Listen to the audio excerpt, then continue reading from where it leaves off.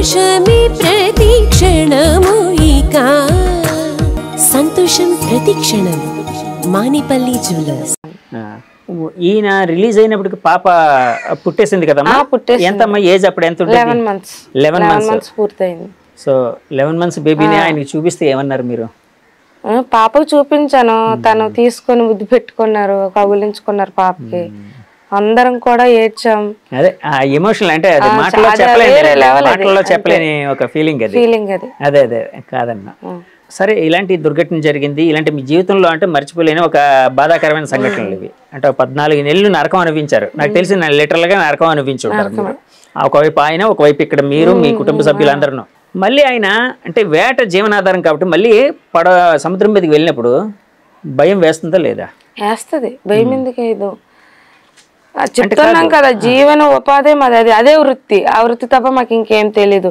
ఒకవేళ డిగ్రీ చదివినా, ఇంజనీర్ చేసినా మాకు జాబులు రావు. ఎస్టీ జాబితాలు చేరిస్తేనే మాకు జాబులు వస్తాయి. ఆ కులంలో చేరిస్తే ఖచ్చితంగా మాకు జాబులు వస్తాయి. అది ఎస్టీ జాబితాలు చేర్చట్లేదు, గవర్నమెంట్ వచ్చిన పట్టించుకోవట్లేదు కనుక అందుకే జాబులు రావట్లేదు. మరి జాబులు రావట్లేదు. ఇక్కడ ఏడకి వెళ్తే ప్రాణాలు జట్టీలు కూడా లేవు. ఇక్కడ జట్టీల నుండి వలస వెళ్ళకపోతాం మేము. మెయిన్ దొరకడం కారణం అదే పాకిస్తాన్కి. ఇక్కడ సముద్రం ఉంది.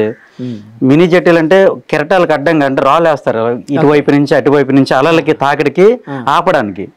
ఆ రాళ్ళు వేయడానికి అది అయితే 20 కోట్లు ఖర్చు, తక్కువే. పెద్ద హార్బర్లు అంటే 300 కోట్లు అవుతుంది. 20 కోట్లతో అయిపోతుంది రాళ్ళు. అలలు తాకిడి ఆపడానికి రాళ్ళు ఇటువైపు అటువైపు వేస్తారు. అలాంటిది ఉంటే ఇక్కడ ఉంటాం. అవి లేక గుజరాత్ లో అయితే ప్రతి 15 కిలోమీటర్లకి 20 కిలోమీటర్లకు జట్టి ఉంది. మనకి విశాఖపట్నంకి మన శ్రీకాకుళం ఎన్ని కిలోమీటర్లు? ఇప్పుడు 140 ఉంటుంది. 140, 150 వేసుకోండి. ఈ 140 కిలోమీటర్లు మినిమం 5 ఫిషింగ్ హార్బర్లు పోనీ జట్టి, మినీ జట్టీలను ఉండాలి.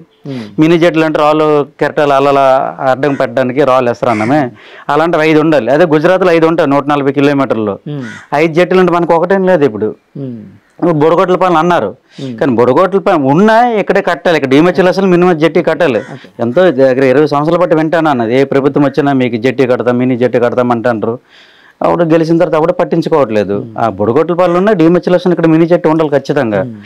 ఉంటే అందరు ఎందుకంటే వెళ్తారు. మొత్తం 104 పంచాయతీలు ఉన్నాయి ఇక్కడ మనకి మత్స్యకార గ్రామాలు ఉంటే ఇవందరూ ఇక్కడ మినీ జెట్ ఉంటే ఇక్కడ ఉంటాం కదా. ఇక్కడ లేకే కదా గుజరాతీలు పాకిస్తాన్ దొరకపడం.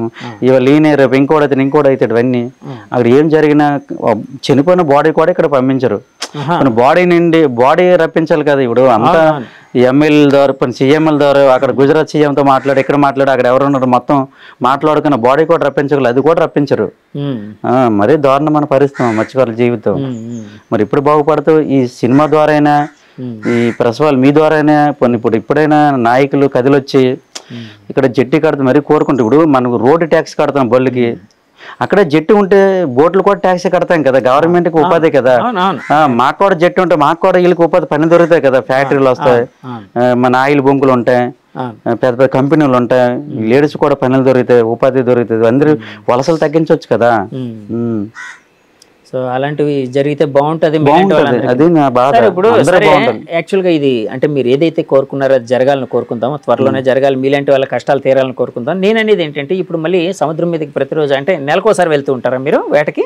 నెలకు ఒకసారి కాదు, మేము వెళ్ళామంటే మినిమం 20 రోజులు. అంటే చేపలు ఎక్కువ దొరికి 20 రోజులకు వచ్చేస్తాం, లేదనుకుంటే 29 నెల రోజులు అయిపోతుంది. ఓకే, అంటే కాదు 2 నెలలకు ఒకసారి వెళ్తారా మళ్ళీ వేటకి? అంటే వచ్చిన వెళ్ళిపోతాం. మళ్ళీ వచ్చిన రోజే మొత్తం ఖాళీ చేస్తాం. సరుకు చేపల గీపలు వేసి మళ్ళీ రాసిన గేసిన మొత్తం నూనె డబ్బులు అన్ని పట్టుకుని మళ్ళీ వెంటనే నైట్ తీసేస్తాం. మళ్ళీ ఆ నైట్ 4 గంటలకు 2 గంటలకు ఏదో టైం తీసేస్తాం. యాక్చువల్గా సముద్రం మీదకి వెళ్ళినప్పుడు మీకు ఎలాంటి ఫీలింగ్ కలుగుతూ ఉంటుందండి? ఫీలింగ్స్ అంటే అది వృత్తి, మా బాధ్యత, అది తప్పదు. మరి మీకేడు చెప్పాను, మరి ఎంత చదువుకున్నాడైనా ఏదో పనికి వెళ్ళిపోవాలి, జాబ్ చెప్పాను కదా. అది అంటే కాదు, ఈ సంఘటన జరిగిన తర్వాత మళ్ళీ మీరు రొటీన్ జీవితంలో అయితే పడ్డారు కదా, మళ్ళీ వెళ్తూ ఉన్నారు కదా. వెళ్ళాలి మరి, చెప్పాను కదా. మత్స్యకారులు రెక్కడదు కష్టపడకపోతే ఎలాగండి, కష్టపడాలి తప్పదు. మరి అలాంటి సమయంలో మళ్ళీ ఏమైనా అంటే ఆ సంఘటనలు ఏమైనా జరగలేదు, గుర్తుకు వచ్చి, ఎందుకంటే గుర్తుకు వస్తాయి వెళ్ళి అవన్నీ జరగకూడదు అనుకుంటారు. కానీ ఇప్పుడు ఏంటంటే అలాంటి సిచ్యువేషన్ ఎట్లేదు, అంత బాగానే ఉంది, అన్ని పని చేస్తున్నా కనుక మరి వాటి వైపు ఎవరు వెళ్ళట్లేదు. అది ఓకే. సరే, ఇప్పుడు సినిమా చూసిన తర్వాత నాగ చైతన్య గారితో కానీ లేకపోతే డైరెక్టర్ గారితో కానీ ఎవరితో కానీ మాట్లాడారా మీరు?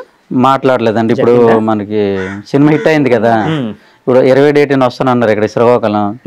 అప్పుడు కలిసి మాట్లాడుకొని అప్పుడు వాళ్ళందరికీ ఆల్రెడీ ఈ వీడియో తరపున చెప్పాము చంద్రముండెటికి నాగచైతన్యకి ఈ కృతజ్ఞతలు, మా మత్స్యకారులు ఎప్పుడు మీకు రుణపడి ఉంటారని అవన్నీ నేను చెప్పాను. ఎందుకంటే చాలా గ్రేట్ అండి.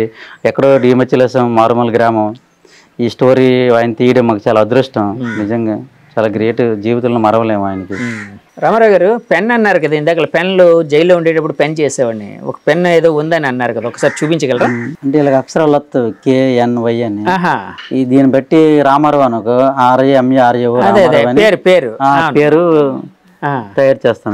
అదేంటండి అది దేంతో, అంటే దేంతో స్కెచ్ లా గీసిందా లేకపోతే ఏంటి? దారాలు వస్తాయి, మేము అల్లుతుంటాం. ఇలాగలిగితే KLకి వస్తుంది, NLకి వస్తుంది, ఇలా దారం మడత పెట్టడం చేయడం, ఇలా సింబల్ వస్తుంటది. ఇవాళ రామారావు వస్తుంది. అంటే ఈ మొత్తం ఒకటే కలర్ దారం వేసాం. 2 కలర్ దారాలు కూడా చేయొచ్చు. మన ఇండియా ఇలాగ 3 రంగులు ఉంటారు, 3 రంగుల దారాలు కూడా చేయొచ్చు. అలాగా పాకిస్తానీ ఖైదీలు మీకు డబ్బులు ఇచ్చేవారు, ఇలా చేస్తే 100 రూపాయలు ఇచ్చేవారు.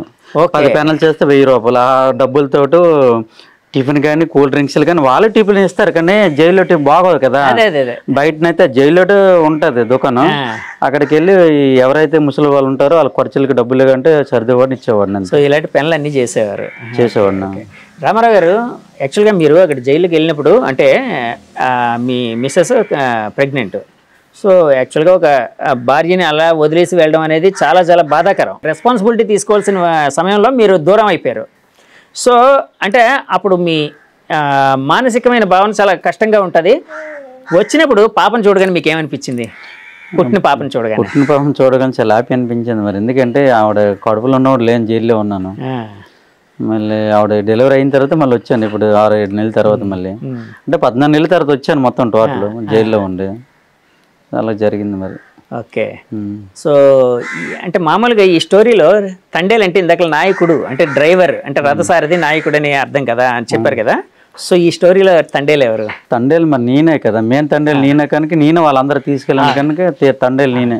అదే నేను అంటుంది అది కాదు. అంటే యాక్చువల్గా అంటే మీరు ఇంత కష్టపడి అంటే మీ వైఫ్ ఎంతో కష్టపడి వార్తలు కష్టపడి రప్పించారు కదా. అదే నేను అంటుంది అది. ఎందుకంటే ఇప్పుడు మీరు అక్కడ ఉన్నారు, సో మీరు విడుదల కోసం కృషి చేసి పాపం లెటర్లు రాస్తూ అందరినీ అప్రోచ్ అవుతూ ఢిల్లీ వెళ్ళి జయశంకర్ గారిని వీళ్ళని వాళ్ళని బోట్ నడిపించే తండేలు నేనే, మాకు రప్పించే తండేలు ఈవిడ. సో ఎప్పుడైనా తండేలకి థ్యాంక్స్ చెప్పారా? మీ జీవిత భాగస్వామి తండేలకి థ్యాంక్స్ చెప్పారా? చెప్పాను. మా ఎదురుగా థ్యాంక్స్ చెప్పండి. దాంతో మాకు వినిపించట్లేదు. థ్యాంక్ యూ నూకమ్మ గారికి. తర్వాత చెప్పాను కదా 22 మంది. తర్వాత పాలిటిక్స్ ప్రకారంగా అంటే అన్ని గవర్నమెంట్లకి, టీడీపీ గవర్నమెంట్కి, వైసీపీ గవర్నమెంట్కి, అలాగే జనసేన 3 పార్టీలు కూడా అందరికీ, మళ్ళీ మా పంచాయతీ పెద్దలకి, కుర్రవాళ్ళకి అందరికీ నిజంగా వాళ్ళందరికీ ధన్యవాదాలండి. చాలా కష్టపడ్డారు. వీళ్ళతో పాటు కూడా అందరూ సాయం చేశారు. అందరికీ ధన్యవాదాలు. సరే, అందరికీ థ్యాంక్స్ చెప్పారు. ఆవిడకి థ్యాంక్స్ చెప్పి కూడా చెప్పానండి.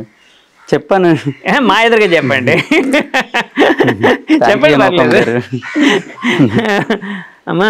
యాక్చువల్గా ఇప్పుడు అంటే అంటే కొన్ని బాధాకరమైన సంఘటనలు కూడా తర్వాత కొంత మనకి ఎంతో ఒక విధంగా ఎంతో కొంత జీవితానికి హెల్ప్ అవుతాయి, మంచి చేస్తాయి అంటారు. అంటే ఒక బాధాకరమైన సంఘటన అంటే ఒక బ్యాడ్ ఫేస్ నడిచింది, ఇప్పుడు గుడ్ ఫేస్ నడుస్తుంది. అంటే మీ ఆయన కథ సినిమాగా వచ్చింది. సో ఇలాంటి అంటే ఆయన పేరు ఇప్పుడు అందరికీ తెలుసు, తండేలు రామారావు అంటున్నారు. ఇందాక మేము వచ్చినప్పుడు కూడా ఆయన ఎక్కడున్నారు, తండేలు రామారావు ఎక్కడున్నారంటే చెప్పారు చాలామంది. సో మీ జీవితంలో ఇలాంటి ఆనందకరమైన క్షణాలు ఎప్పుడూ ఉండాలని మనస్ఫూర్తి కోరుకుంటున్నానమ్మా. ఈ సమయం మాకు ఇచ్చినందుకు థ్యాంక్ యూ వెరీ మచ్. నమస్తే అమ్మా. వ్యూవర్స్ చూసారు కదండి, తండేలు రామారావు గారి అంటే జీవితం ఎలా ఉంటుంది ఏంటి తెలుసుకునే ప్రయత్నం అయితే మనం చేసాం. ఆయన ఊరు కూడా అంటే యాక్చువల్గా కంప్లీట్గా ఆయన ఊరిని చూపించే కార్యక్రమం ఇప్పటివరకు ఎవరు చేయలేదు. సో ఈ ప్రోగ్రాం మనం మాత్రమే చేసాం. సో ఆయన ఊరిని చూపించాం, సముద్రాన్ని చూపించాం, తర్వాత వాళ్ళ ఇంటిని చూపించాం. అట్లాగే ఆయన జీవితంలో జరిగిన ఆ బాధాకరమైన సంఘటన, దాని బ్యాక్ అండ్ స్టోరీని అంతా చూపించాం. అలాగే వాళ్ళ మిస్సెస్ గారు అంటే ఆయన జీవితంలో తండేలని పిలుచుకునే ఆయన భాగస్వామి ఎవరైతే నూకమ్మ గారు ఉన్నారో ఆవిడతో కూడా చాలాసేపు మాట్లాడించాం. ఈ ఇంటర్వ్యూ మీకు నచ్చితే మా ఛానల్ లైక్ చేయండి, కామెంట్ చేయండి, షేర్ చేయండి, సబ్స్క్రైబ్ చేయండి. Thank you very much. Signing off me Jagadish. By by.